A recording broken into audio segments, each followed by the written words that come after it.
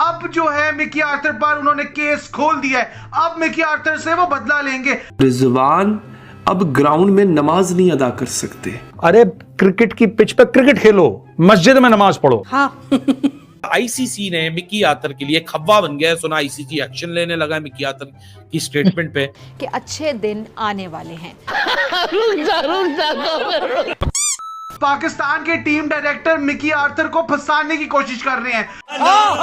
वो कह रहे हैं हम उनकी स्टेटमेंट रिव्यू करेंगे। उन्होंने ये कैसे सच बोल दिया कि ये इवेंट, ये वर्ल्ड कप आईसीसी नहीं करवा रहा, लग रहा है ये बीसीसीआई करा रहा है। ये जो भारत में हो रहा है वो आपके सामने है। आईसीसी की क्या हैसियत है इस वक्त, ये आपको भी पता और ये हमें भी पता। पागल समझा मैं कौन को आप लोगों ने। बड़ा सुकून आ रहा है भैया इनको देख देख के। बीसीसीआई ये आप छोड़ दो, हमें अपने हाल पे छोड़ दो, हमें ये टूर्नामेंट खेलने दो आराम से। ये ज्यादती पे ज्यादती अब हम बर्दाश्त नहीं करेंगे। फिर पाकिस्तानी कहते हैं हम क्यों हार जाते हैं, क्या वजूहात हैं। मियां ने इसको 49 पे इसलिए आउट कर दिया ताकि वो जितने हिंदू बैठे हुए थे ना अहमदाबाद में 1 लाख के करीब, उनके बीच में ये नमाज ना पढ़े। इस मौलवी के खिलाफ भारत में बहुत गुस्सा है। ये है मोहम्मद रिजवान लेगवान white lipstick. Don't be this honest Mickey Arthur, आपको ये पकड़ लेंगे, आपको फाइन करेंगे, आपको सस्पेंड करेंगे। आईसीसी, इंडियन क्रिकेट काउंसिल कह रहा है, हम लोग रिव्यू कर रहे हैं क्रिटिसिज्म मिकी आर्थर का कि उन्होंने कैसे कह दिया ये ग्लोबल इवेंट जो है ये इंडिया करवा रहा है, ये करवा ही नहीं रहा आईसीसी। अब जो है मिकी आर्थर पर उन्होंने केस खोल दिया है। अब मिकी आर्थर से वो बदला लेंगे। ठंड तो पता नहीं कब आएगी, लेकिन इनको रोता हुआ देख के ना यहाँ ठंड आ रही है। यहाँ वो कहते हैं जनाब कि मोहम्मद रिजवान का मैच के दौरान नमाज पढ़ना जो है वो जाहिर करता है कि उनका दीन क्या है, उनका मजहब क्या है, लिहाजा ये गेम स्पिरिट के खिलाफ है। जब that man can bring up Allah and रसूल एंड प्रे इन दैट और नमाज पढ़ने लग जाए सबके सामने, ये एक show of force intimidation tactic है। This is not a personal matter. जब रिजवान नमाज पढ़े ग्राउंड में तो पॉलिटिसाइज नहीं होता, लेकिन जब पब्लिक जय श्री राम बोले तो पॉलिटिसाइज होता है।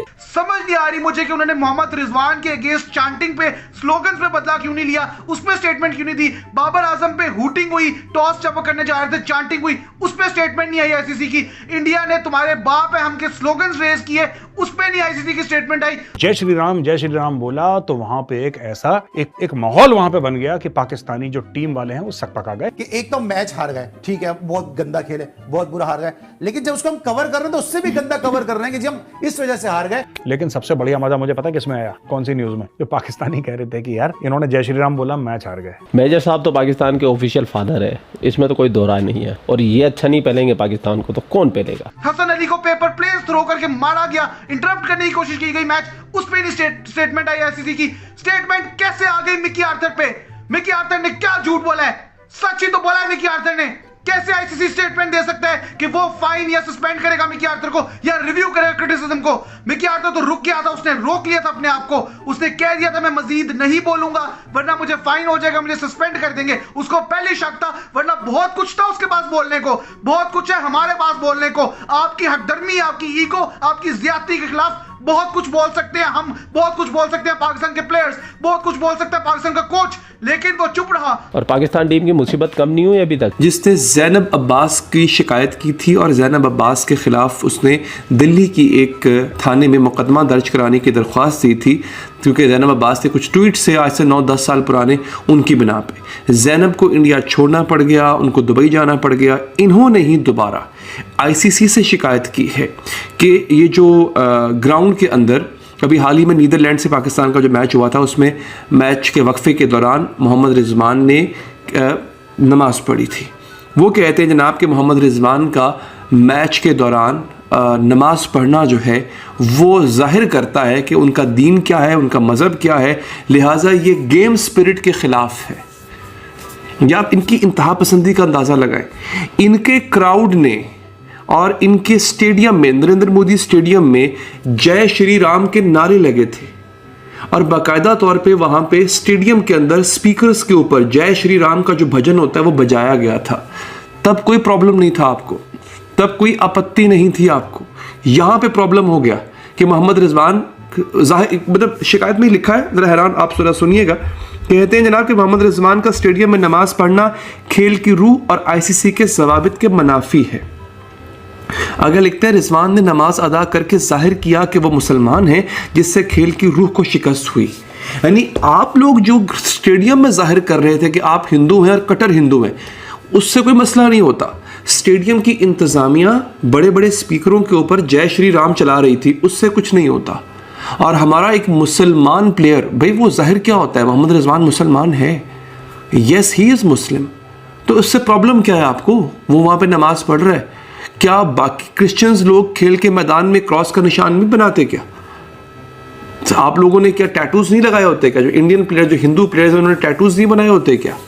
ओम का टैटू नहीं बनाया होता क्या? बनाया होता है। So what's wrong with him offering prayers? अच्छा, वो किसी ने बताया, लिखा हुआ था नीचे कि अल्लाह मियां ने इसको 49 पे इसलिए आउट कर दिया ताकि वो जितने हिंदू बैठे हुए थे ना अहमदाबाद में 1 लाख के करीब, उनके बीच में ये नमाज ना पढ़े। मैंने बड़ी कोशिश की, मैं देखूं कि कहीं से नमाज पढ़ी या नहीं पढ़ी। अब ये देखो, ये भी कितनी अजीब बात है, मैच जीत जाते हैं तो नमाज पढ़ते हैं, मैच हार जाते हैं तो फिर नमाजें पढ़ते हैं। अगेंस्ट शोबदेबाजी। मैच जीत जाते हैं, शेख रशीद कहता है कि हाँ जी अल्लाह मियां ने हिंदुओं को हराया, हिंदुओं के बीच में उनको हराया, अल्लाह का नाम ऊंचा हो गया वगैरह वगैरह। जब मैच जीत जाते हैं तब अल्लाह मियां का शुक्रिया कर रहे होते हैं, तो जब मैच हार जाते हैं फिर नहीं कहते, फिर अल्लाह मियां को नहीं पेल रहे होते, फिर नहीं कहते हाँ अल्लाह मियां ने देखे हमारे साथ आज धोखा कर दिया, आज अल्लाह मियां लगता है हिंदुओं की साइड पे थे, उनको मैच जिता दिया, हमें नहीं जिताया। तब अजीब ऐसे नॉन सेक्रेटर्स जिन्होंने रखे हुए हैं कि इनको कोई मत देने वाला है ही नहीं। और ये बात बार बार मैं, अच्छा फिर मैं आपको बात बताऊं, मैंने ये ट्वीट कल की कि अल्लाह मियां फिर से हथियार डाल दिए कृष्णा विष्णु के आगे, समथिंग लाइक दैट। तो उसमें बहुत सारे इंडियंस मुझे पेल रहे थे, कह रहे, and again I actually appreciate that because this actually shows the liberal thought amongst Indian. वो मुझे कह रहे थे नहीं भाई हारिस भाई, इसका मजहब से कोई ताल्लुक नहीं है, आप इसको क्यों रिलीजन को गा रहे हो, हमारा वो मोहम्मद एक सिराज जो है वो भी तो मुसलमान ही है, तो वगैरह वगैरह। ये आपका जो रवैया है, दिस इज अ गुड रवैया, लेकिन हमारे पाकिस्तान की तरफ से ऐसा रवैया नहीं आता। ये मैं उनको बताने के लिए कह रहा हूँ कि जब आप जीत जाते हो तब अल्लाह को क्रेडिट देते हो, तो हारते हो तो अल्लाह को ब्लेम क्यों नहीं देते? तब जी हार्डवर्क रह गया जी, तो क्या अच्छा एक मैच से पहले हार्डवर्क ज्यादा था, एक मैच से पहले ज्यादा कम था, ये क्या बात? सारी ड्रामेबाजी है। देखें, फैंस जो है ना, फैंस को इमोशनल नहीं किया जा सकता। ये कोई एक्सक्यूज नहीं है कि वहाँ पर जो है हमारे तमाशे ही नहीं थे, या फिर जो है हम जो है, और पहले पता था आपको अहमदाबाद में सब मिलेगा, ठीक है ना, हम कोई म्यूजिक प्रोग्राम में वहाँ नहीं गए थे, हम खेलने के लिए गए थे। तो मैं समझ रहा हूँ कि ये जो कहना कि जो है ये हमारे पास ये सहूलतें नहीं थी और हम हार गए, बिल्कुल बात गलत है। हमें बहादुर होकर खेलना था। आप खुद अपने मुंह से कह रहे हो कि हमारी टीम प्लेयर्स डरे हुए थे। एक तरफ तो आप ये कह रहे हो, दूसरी तरफ आप ये कह रहे हो, अपनी कमजोरियों को छुपाने के लिए ये